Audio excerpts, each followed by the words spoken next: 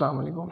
अच्छा देखें, हमारा जो है वो टेक्निकल का स्टार्ट है, तो बिल्कुल बेसिक से हम करेंगे कि टेक्निकल एनालिसिस क्या है, ठीक है ना।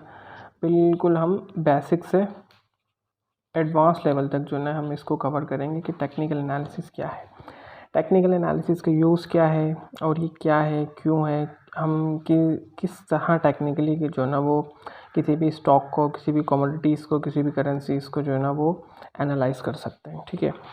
देखो, टेक्निकल एनालिसिस क्या है, ये टोटल जो भी चीज़ हम इस सेशन के बाद पढ़ेंगे वो टेक्निकल एनालिसिस में डील करेगा। टेक्निकल एनालिसिस जो है ना बेस्ट टूल है फॉर शॉर्ट टर्म ट्रेडिंग, ठीक है ना।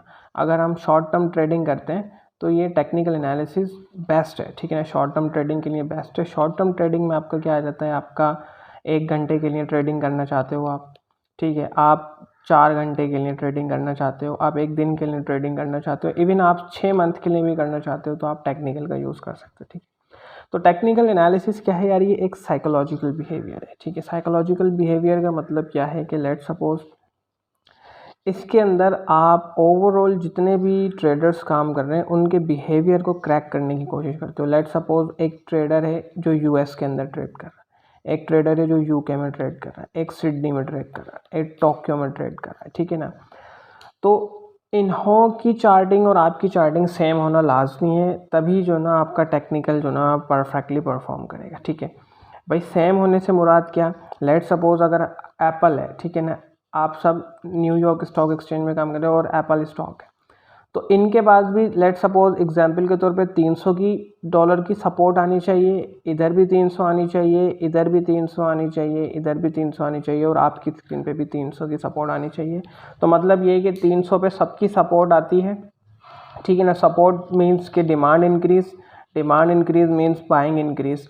तो आप लोग सब क्या करोगे, कलेक्टिवली जो है ना वो बिहेव करोगे, कलेक्टिव बिहेवियर बनेगा, और सब जब डिमांड एक साथ इंक्रीज होगी तो इसका क्या होगा कि प्राइस यहाँ से बूस्ट अप हो जाएगी, ठीक है।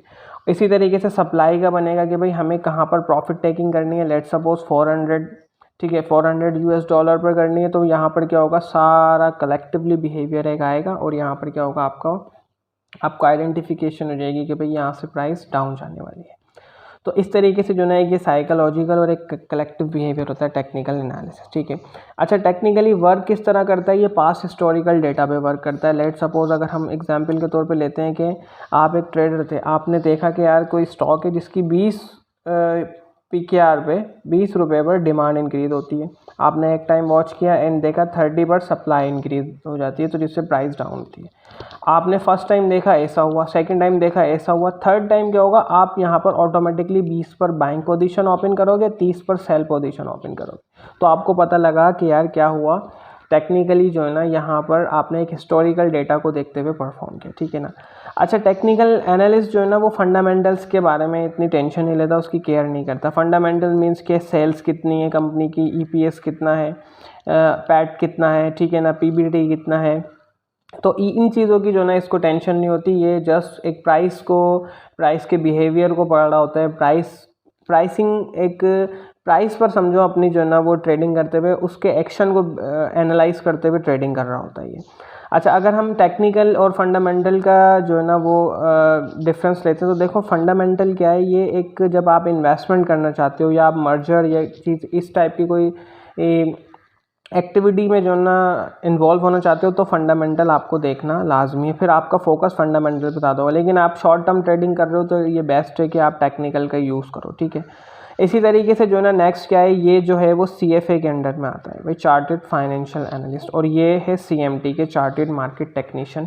हमारा जो कोर्स है वो CMT लेवल का हम आपको इंशाल्लाह प्रोवाइड करेंगे, और जो CFA है इसका भी टच होगा, क्योंकि जब हम स्टॉक को सेलेक्ट करेंगे ना वर्किंग के लिए, तो हम थोड़ा बहुत फंडामेंटल का जो है ना वो इसमें यूज़ करेंगे। मतलब ये कि हमारा जो कोर्स है वो 80% जो है ना वो टेक्निकल्स पर है, 20% जो है ना ये समझें फंडामेंटल्स पर है, और कुछ जो है ना पार्ट मैनेजमेंट टेक्निक्स में, रिस्क मैनेजमेंट टेक्निक्स के अंदर भी आता है।